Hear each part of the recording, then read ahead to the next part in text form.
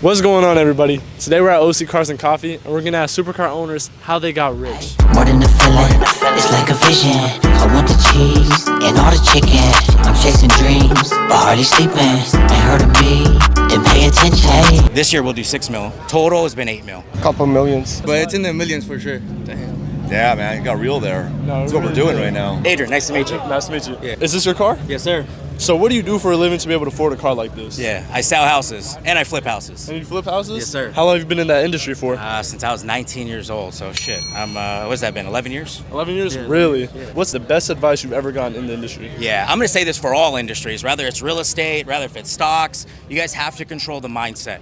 It's being able to believe that you can actually drive a car like this, or being able to believe that you can live in a multi-million-dollar house, that I believe is the secret to success. Okay. Because we all get after it, right? We all work really hard, but what's the mindset, right? The only difference between high producers and low producers is the fact that the high producers believe that they're high producers and they perform at a really high level, you know what I mean? Because of that mental power, right? Think of Kobe, think of Jordan, right? It's all mental. This whole game is 90% mental, 80 or 20% what we actually do. So most of it's 10% all mental? what we actually do. Okay, perfect. What's the most amount of money you've ever made in a single year doing this? In a single year? Yes. This year we'll do 6 mil. 6 million. So that's that for one company. Total has been 8 mil. And so when you say real estate and flipping, do you own multiple companies? Or different ones? Yeah. Okay. So I own 5 different real estate companies. Do you want to give them a shout out? Yeah, no, you guys can follow me on @Adrian Hernadez. I do the same thing, man. I have a podcast here in Dana Point. Our office is in Dana Point. Oh, really? I actually own Berkshire Hathaway also, and we run TV commercials, TV Really? ads. So you guys We're big on the perfect. media, so this worked out perfectly. No, definitely. Yeah. I appreciate you, man. Thank you for your time. I appreciate you, man. Excuse me, sir. Can I ask you a couple questions for my channel? Yes, sir. For sure. So, what do you do for a living to be able to afford a car like this? I own a shop. We do collision and performance called PQ Performance. How long have you had that business for? We've been doing this for about 4 years. 4 years? About 4 years now. And so, how long do you think it took for you to start gaining success? I'd say about our second year in business is when we actually did blow up. And I know that's a very competitive industry. How did you stand out from others? Just doing quality work. I think that was like the most important thing for us, and the work was what got us to where we're at today. You seem young. How old are you? I'm 24. I just turned 24. Yeah. So you started your business when you were 20 years old? When I was 20, yeah. Sure. And what made you want to get into that industry? The love and passion for cars, to be honest. And so, what's the most amount of money you've made in a single year through your business? I'd rather keep that classified, to be honest, but it's in the millions for sure. For sure. No, definitely. I appreciate your time. All right, man. Thank you. Appreciate it. For sure. Excuse me, sir. Can I ask you a couple questions for my channel? Sure. So, what do you do for a living to be able to afford a car like this? We actually make all the carbon fiber for all these cars. Really? Yeah. What's your guys' shop called? The company name's 1016 Industries. And so, how long have you had that company for? I think it's been like 8 years. And when did you first start seeing success? Probably like 5 or 6 years in. So, it's not like an overnight thing for people that are wondering. No, not at all. And it's something that you really have to like want to do and that you love to do. That's like the only way you're gonna make it through. And so, what's some advice you have to anyone that wants to get into the industry or something that you're doing right now? I mean, my industry is really hard. Like I said, the most important thing is that you're really consistent, that you're really disciplined, and that you, like I said, whatever you're doing, you really love what you're doing, and you do it for the right reason, not just to make money. So, No, definitely. So what's the most amount of money you've made in a single year with your company? I have no idea, to be honest with you. Honestly, I have no idea. No worries. Well, I appreciate your time, sir. Thank you. Appreciate it. More than a feeling, it's like a vision. I want the cheese. A couple questions for my channel? Yes. Okay, perfect. Can we, this your car? Yeah. Can we stand in front of it? You might not get the answers you want, though. I'm pretty honest.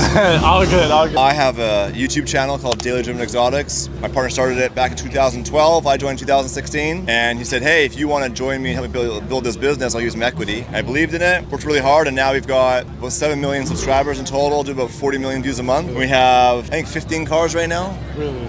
Yep. As you started, what was kind of like the best advice you've gotten to be able to get through whatever you had to do with the YouTube and with this Daily Driven Exotics? Yeah, I don't think there's one piece of advice. I think it's just paying attention to humans and how they interact with each other and what people want, what people are craving. I think people often do the things that feed their needs first. So like if you're really into Ferrari, but the market's into Lamborghini, well, you gotta make things on Lamborghinis. But sometimes people are like, well, no, everybody wants to see this because that's what they like. So paying attention, don't let your ego get in the way, and then understanding that people are all emotional. People have feelings, and we're all searching for happiness. And when you deliver content, you can trigger those emotions based on how you behave and how you act, and you have a positive impact or a negative one. You know, you have a responsibility to help people feel better about themselves because life's hard. For the average person right now in America or around the world is struggling. So if you're going to be a content creator, how can you give them value, make their day better? Well, obviously making money, which is the goal, but you can do both really well. So you said you've been in it for a while now with your partner. Would you say it took a while to get the success overnight? Like, how long would you say it took? I mean, I came in a few years into it, but I would say 5 years. And the best advice someone gave me once for YouTube is it's a long game. You can go on TikTok and make a viral thing, get 1 million followers, but you can't monetize it. So like, if you want to build a loyal following, the best advice, and this is what I heard, was make a video every day for 2 years that nobody watches, and then you'll start to grow. So every day make a video that you put all your energy in, put it on the internet, no one watches it, make another one. Because the overnight thing isn't sustainable. If you make one viral video and you get a bunch of followers from it, the people that followed you for that video just want what you made in that video. So right now, if you and I got in a fist fight and you posted that and it went viral, well, people that joined want to see that again. They don't want to see you doing interviews, they want to see you fighting people now. So you gotta be really consistent. So the better way of doing it is just to do what you can do consistently that you love. If you don't love it, you'll get burnt out. So if you don't love doing interviews in the parking lot, then you'll get burnt out. But if you truly love learning from people and paying attention and doing what you're doing right now, and you can do it every day consistently, you'll do well.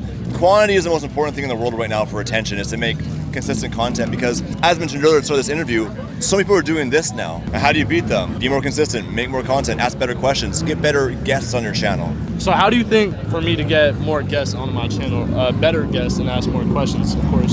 You gotta offer value. So many people ask for something up front. So you gotta figure out, what can I give that person that they're seeking that adds value to them, right? You know Gary Vee? You ever heard of Gary Vee? Yeah. Gary Vee I've been following for years. And it's always like, you know, people DM him asking him for stuff. Can I get this? Can I get that?